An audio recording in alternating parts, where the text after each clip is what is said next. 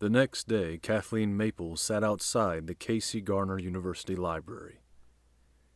She had decided to eat her lunch outside and was very much enjoying the cool breeze the autumn had brought. She reached into her brown bag for the apple she had been craving all morning. Looking at it gratefully, she went in for a bite, but stopped when she noticed a man walking towards her. The man was tall, well-dressed, with a dignified air. What could he possibly want?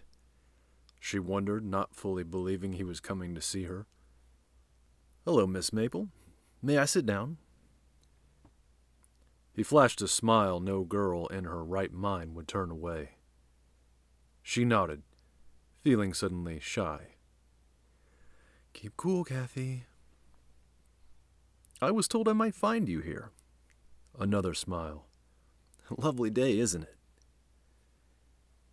Kathy nodded again, hoping she didn't look as dumb as she felt. "Do you know who I am, Kathleen?" the man asked, looking at her with mild interest.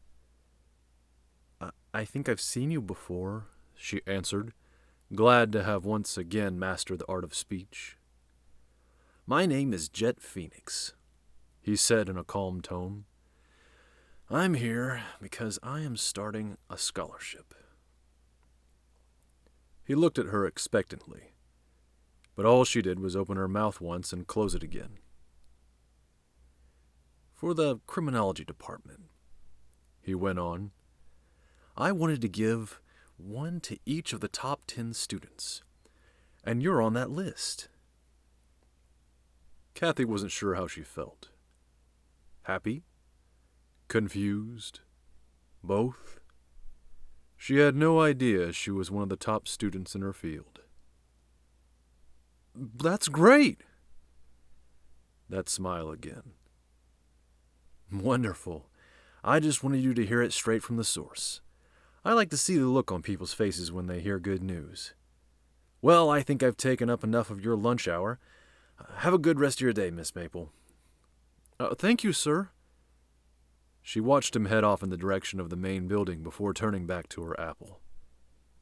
Again, however, the progress of her consuming any food was halted.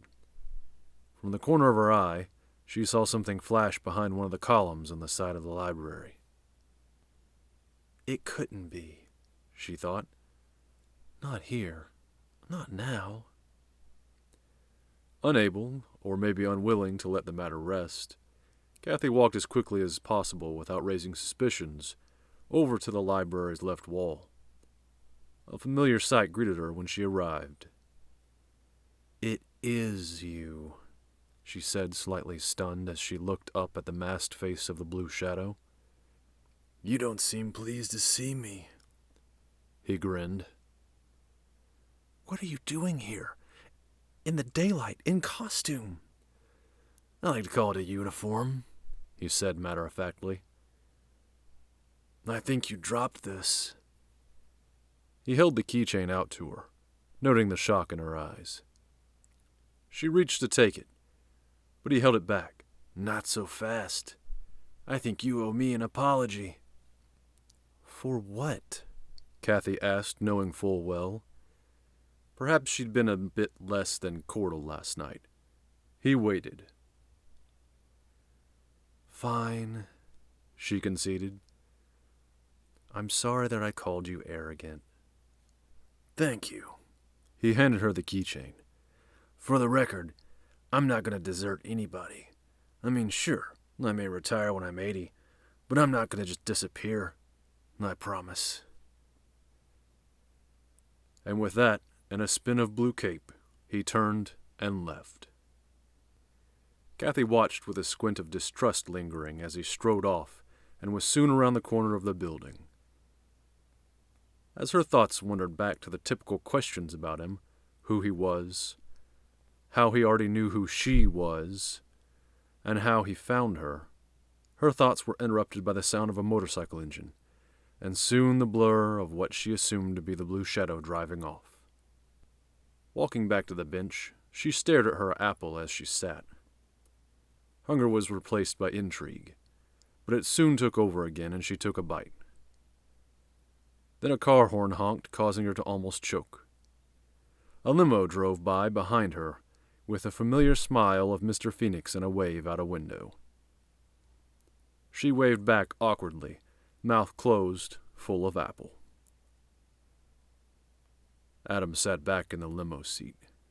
He stared down at his mask in his hands, brows knitted in thought, and then pulled it back on.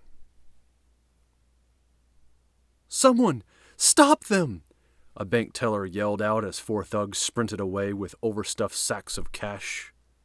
They smiled at each other and threw them into their car and dove in, their wheelman instantly speeding them away. Guards ran out of the door and fired, but the shots didn't hit anything, for they were only blanks.